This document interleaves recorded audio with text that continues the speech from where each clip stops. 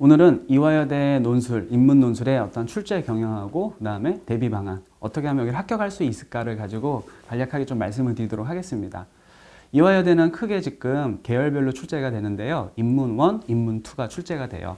인문 1은 인문과학 친구들 위주로 이제 출제가 되는 거고요. 인문 2는 사회과학 쪽에 학생들이 이제 응시를 하는 시험이라고 볼 수 있는데, 특징은 인문 계열은요, 영어 지문이 나와요. 영어 지문 난이도는 연대보다는 쉽고 외대보다는 연대보다는 쉽고 외대보다는 좀 어렵게 출제가 돼요. 그래서 여러분들이 영어 제시문에 대해서 그렇게 크게 부담을 가질 필요는 없어요. 영어 제시문이라는 것은 하나의 제시문의 역할이기 때문에 다른 비문학이나 문학 제시문하고의 논지의 상관성만 잘 살펴주면은 그렇게 어렵진 않을 겁니다.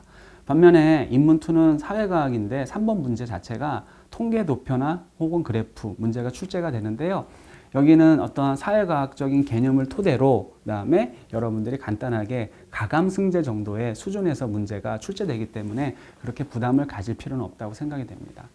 그리고요, 여기는 100분 동안에 여러분이 세문항을 써야 되는 거고요. 근데 분량 제한이 없어요. 분량 제한이 없다 보니까 얼마 정도 써야 될까라는 고민이 많이 생기게 될 텐데, 대략적으로 문항당 800자 정도를 생각하시면 될 것 같습니다.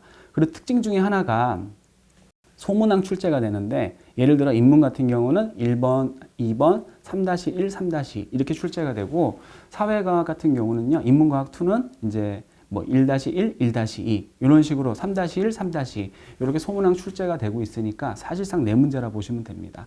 그래서 시간이 100분이지만 사실상 이게 자수가 38에 24, 2400자 정도라고 생각하니까 상대적으로 시간이 촉박하죠. 그리고 제시문의 개수도 대략적으로 6, 7개 정도가 출제가 되는데 길어요. 길다 보니까 빠른 압축적인 어떤 논지 해석과 이해력이 필요하다는 얘기죠.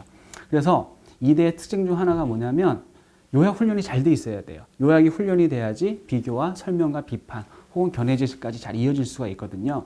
그러면 여러분들 이대 문제는 어떻게 구성되어 있는지 간략하게 말씀을 드릴게요. 1번 문항은 보통 요약, 비교가 나오고 있고요. 2번 문항은 설명하고 비판하는 문제가 나옵니다.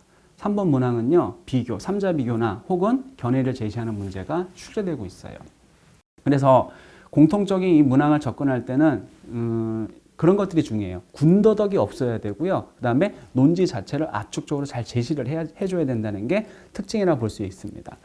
자, 그리고요, 여러분들, 제일 중요한 게 제가 볼 때는 여기에 비교 문제가 올해 같은 경우도 비교 모의 논술을 보면 비교 문제가 인문원, 인문2에 공통으로 출제가 됐는데, 특징적으로 본다면 이대는 양자 비교와 삼자 비교가 나와요. 양자 비교라는 것은 두 가지 제시문을 공통점과 차이점으로 이렇게 묶어주고 차이점을 나눠주는 거잖아요. 근데 거기서 중요한 건 양자 비교라는 것은 공통점을 쓴 다음에 차이점을 써주는 거예요.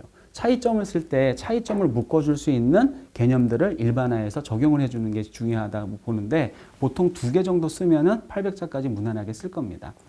반면에 3자 비교라는 것은 어떤 거냐면 제시문 3개를 가지고 비교를 하는 거잖아요. 근데 이대 논술의 특징의 구조를 보면은 어떤 한 입장에 대해서 찬성, 반대, 그 다음에 중간에 중립이라는 지문이 나오게 됐습니다. 그래서 이런 논리적 구조를 이해하는 게 중요한데, 각 입장의 찬성의 주장 근거, 반대의 주장 근거, 중립적인 입장에 대해서 두 가지를 포괄하는 주장 근거가 있겠죠. 그것들을 잘 일목요연하게 정리해서 써주는 게 3자 비교의 특징이라고 볼 수가 있습니다.